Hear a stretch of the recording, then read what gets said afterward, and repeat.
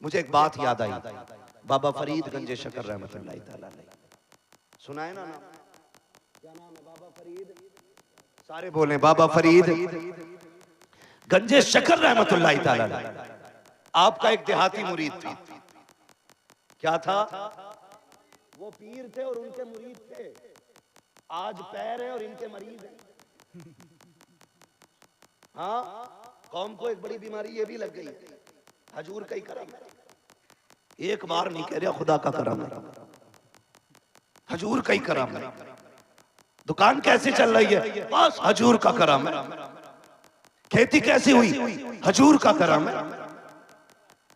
भाई कैसा है? बच्चे ठीक? हाँ हजूर का करम है। भूल गए तुम? भूल गए?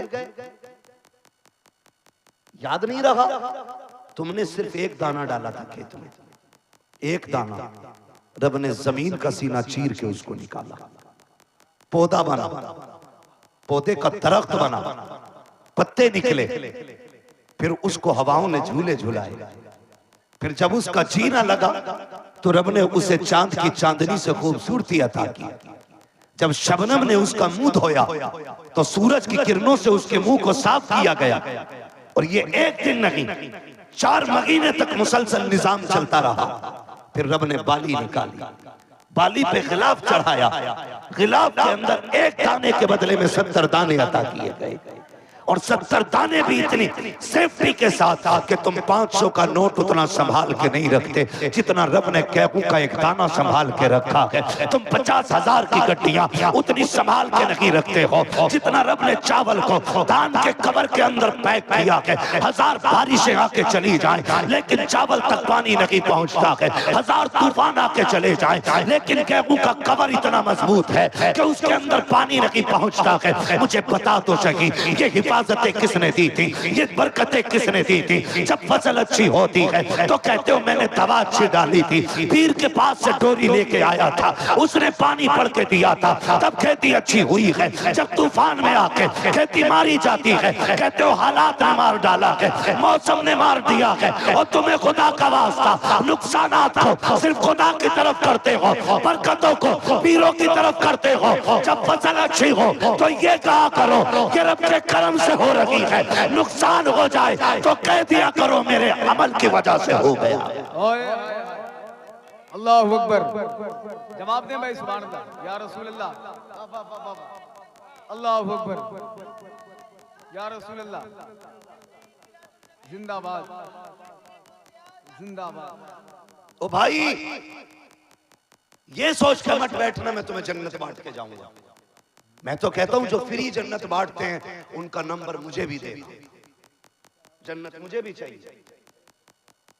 हम उनके घर जाके लेके आएंगे।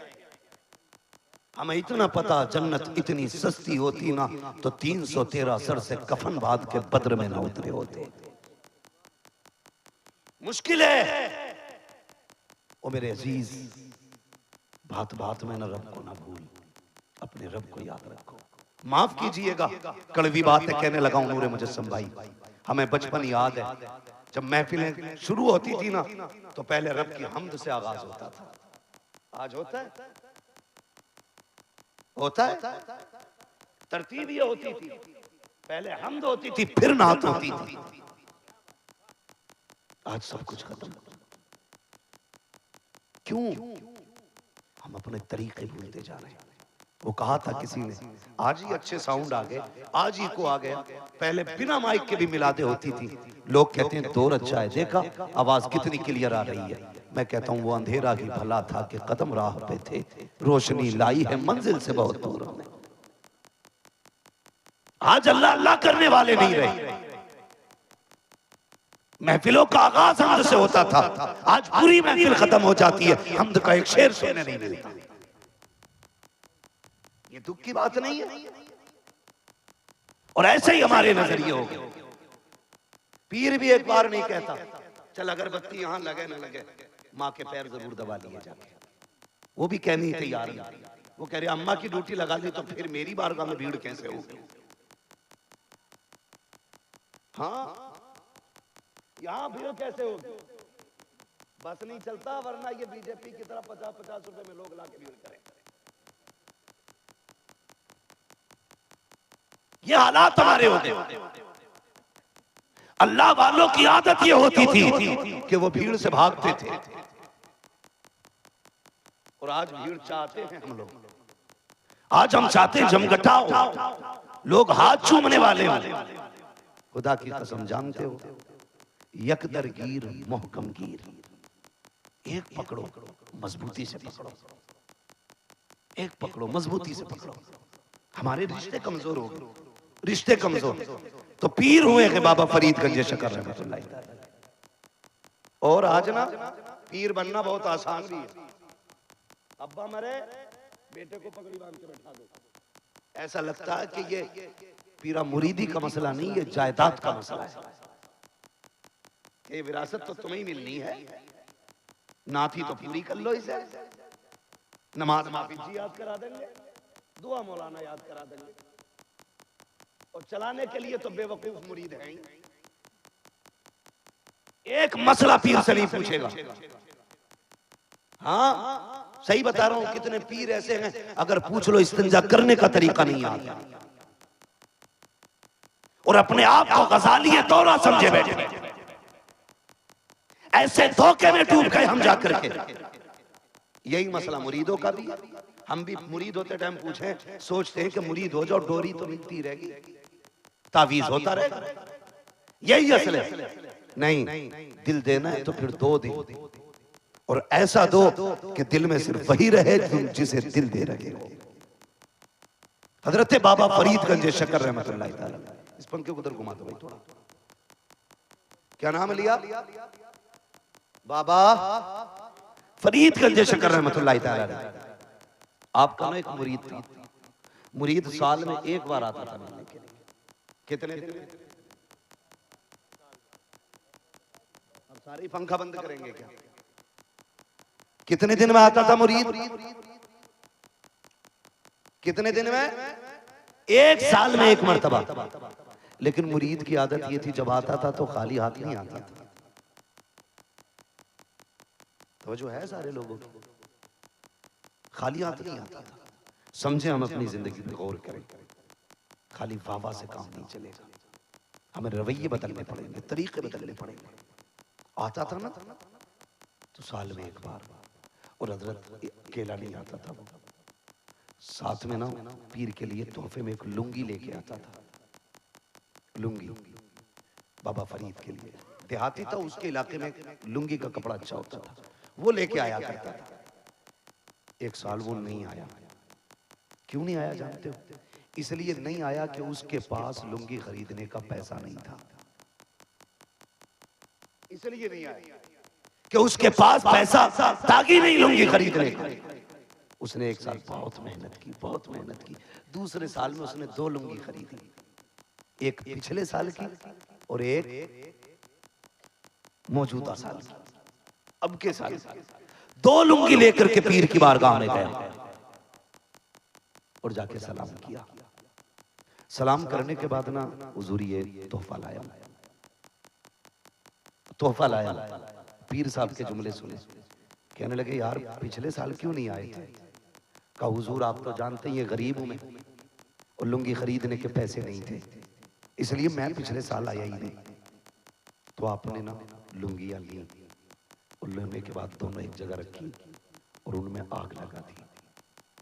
क्या किया? बोले जरा, समझ रहे हैं ना क्या किया? आग लगा दी।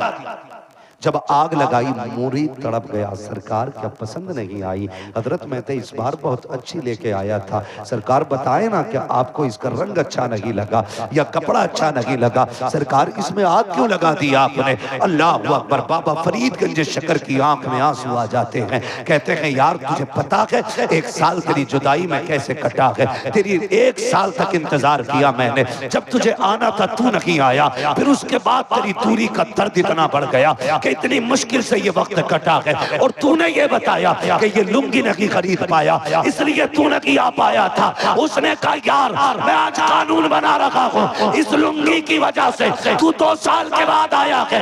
मैं ये कहता हूँ उस चीज को आग लगा दो जो यार को यार से जुदा कर दे। मैं कहना चाहता हूँ जो चीज उम्मत को मुस्तफा से जुदा कर दे उसे भी आग लगा दो, जो बंदे को खुदा से जुदा कर दे उसे भी आग लगा दो। वो काम करो जिससे खुदा भी राजी हो जाए, मुस्तफा भी राजी हो जाए। नारे तकबीर, नारे रिसालत, जश्न ईद मिलादुन नबी, जश्न ईद मिलादुन नबी, मसलके आला हजरत। तो ये हमारे बीच बहुत सारी चीजें आ गई। एक बात कही जाती है क्या करें मजबूरी, ये दौर ऐसा है, दौर को बदनाम करते हैं। हम लोग कहते हैं क्या करें मजबूरी हमारी, वक्त ही ऐसा चल रहा है, नहीं कर सकते। वो कहते मौलाना हालात के साथ चलो वरना नहीं रह पाओगे दुनिया में। मैंने कहा तुझे पता नहीं है हुजूर के गुलाम वक्त के साथ नहीं चलते, वक्त हुजूर के गुलामों के साथ चला करता है। हाँ, अगर वक्त बिगड़ेगा तो क्या आप सच भी नहीं कहोगे? वक्त बदलेगा तो क्या आप हक भी नहीं कहोगे? वक्त कोई भी हो, बुरे से बुरा वक्त भी उस वक्त से ज्यादा बुरा नहीं हो सकता जब सिर्फ 39 ने कलमा पड़ा था। 40वें की बारी थी, उससे बुरा वक्त कब आएगा? क्या ताइफ से भी बुरा वक्त है ये? क्या करबला वालों से ज्यादा खतरनाक वक्त ये है? अभी हमारे गिरबान नहीं पकड़े गए, अभी हमें जेलों में नहीं डाला गया, अभी बच्चे नहीं मारे गए, फिर भी लोग कहते हैं थोड़ा डर के रहो, थोड़ा दब के रहो। खुदा की कसम खा के कहते हैं हम हर मामले में समझौता करने तैयार हैं, लेकिन जब बात अल्लाह और उसके रसूल और उसके दीन की आएगी ना हम हालात से डरते हैं ना वक्त के फिरौन से डरते हैं। खुदा की कसम हम दीन के लिए जान भी दे सकते हैं, खानदान भी दे सकते हैं। यही सच है, यही सच है। हाँ ओ मेरे भाई, हालात रवैये अपने अच्छे करो, अपने अच्छे करो, अपने आप का बदलो। क्या दौर मुश्किल नहीं है तुम्हारे लिए? है ना? लेकिन कितना भी मुश्किल हो जाए हमें डर नहीं लगता, हमें डर नहीं लगता। हमने पहले भी खुल के कहा था और फिर कह रहे हैं खुदा की कसम मुसलमान तुम्हारी खैरात पे नहीं, मुसलमान अजमेर वाले की खैरात पे पल रहा है। तुम जितना चाहो मुश्किलें खड़ी कर दो, मुसलमानों की पेंशन बंद, मुसलमानों की नौकरियां खत्म, मुसलमानों का जो भी आरक्षण था खत्म, सब कुछ कर लो, फर्क नहीं पड़ेगा। हम पंचर वाले कहे जाते हैं ना, शुक्र है पंचर वाले हलाल की खाते हैं, हराम की नहीं खाया करते हैं। अब्दुल्ला पंचर वाला, और अब्दुल्ला खुदा की कसम अब्दुल्ला से प्यारा नाम ही कोई नहीं। हमें कहो तो अब्दुल्ला, ताकि पता चले कि हम रब के बंदे हैं, इबलीस के बंदे नहीं हैं, हम रब के बंदे हैं। आपसे इतनी गुजारिश है मेरी, आप ना ये नियत और भरोसा रखें कि रज़ाक अल्लाह है। कौन है? रज़ाक, जोर से रज़ाक, रज़ाक। न जाने कितने लोगों ने ना हफ्ते भर से अल्लाह का नाम नहीं लिया होगा, सारे खुल के और मिल के रब का नाम ले। रज़ाक, रज़ाक, रोजी देने वाली रब की जात, वो चाहे तो पत्थर में कीड़े को रोजी दे दे, और अगर वो छीनने पे आए ना तो करोड़पति के आगे भुना मुर्गा रखा है, फ्राई मछली रखी है, तरह तरह की नेमतें हैं, लेकिन बैंड डॉक्टर ने कहा अगर इतना सा भी खा लिया ना मर जाएगा। ऐसे ये है उसके बंद करने के तरीके, ऐसे बंद कर देता है वो। और जब वो खिलाने पे आता है ना तो जानते हो सालों साल यूनुस अलैहिस्सलाम को मछली के पेट में भी जिंदा रख के बता देता है जिंदगी का मालिक भी मैं हूं, मौत का मालिक भी मैं हूं। शर्त ये है अकीदा पक्का होना चाहिए। अल्लाह से नूर भाई, अल्लाह से जब भी मांगे ना हम कसरत ना मांगे, बरकत मांगे। क्या मांगे? कसरत नहीं, बरकत, कसरत और बरकत का फर्क समझ लें पहले। कसरत यह है कि हम 15 लाख रुपए महीना कमा रहे हैं, वो खर्च हो रहा 16 लाख। अमीर है कि गरीब? गरीब नहीं, फटीचर, उनके लेवल से भी नीचे चले गए। 15 कमा के 15 ही खर्च कर लो तो गरीब, और 15 कमा के 1 लाख का कर्जा खर्च हो रहा है, तब बोले ये सच्चाई भी जान ले आप। हाँ, 15 कमा के 16 खर्च तो बंदा फटीचर है, इसे कहते हैं कसरत। और बंदा 9,000 कमाता है, 8,000 खर्च करता है, 1 बच जाता है। बताओ ये अमीर है कि गरीब? इसे बरकत कहते हैं। 10 में से 1 बच जाए महीने में, ये बरकत है। और 10 कमाए फिर 11 खर्च हो जाए तो ये कसरत है। अल्लाह से कसरत नहीं मांगेंगे, अल्लाह से बरकत मांगेंगे। हमें बरकत मांगनी चाहिए, कसरत नहीं। जब से हमारी नीयत में कसरत आई है, हमें अंधा करके रख दिया है। हराम हो के हलाल हो, इकट्ठा होना चाहिए। आलीशान बिल्डिंगें हो, शानदार गाड़ियां हो, जरूरत के लिए नहीं, शान और शौकत के लिए करते हैं। जानते हो प्यारे, जब से ये नीयत